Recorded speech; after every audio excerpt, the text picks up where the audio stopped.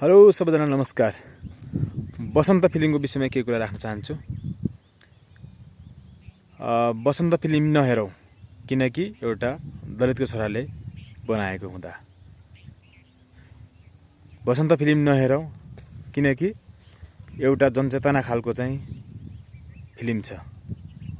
बसन्त film नहेरौँ किनकि त्यो फिल्मले समाजलाई परिवर्तन गर्न खोज्छ।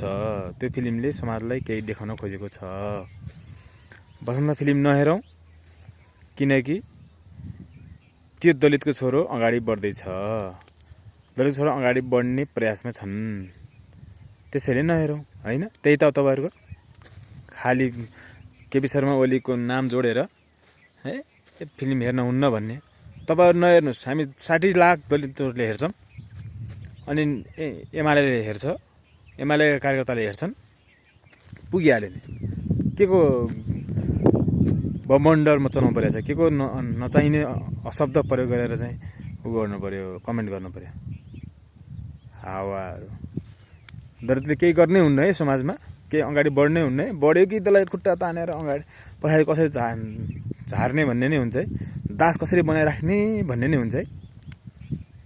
दास मानसिक भएकाहरू, दास मानसिक भएकाहरूले त गर्न जानेकै यही हो नि।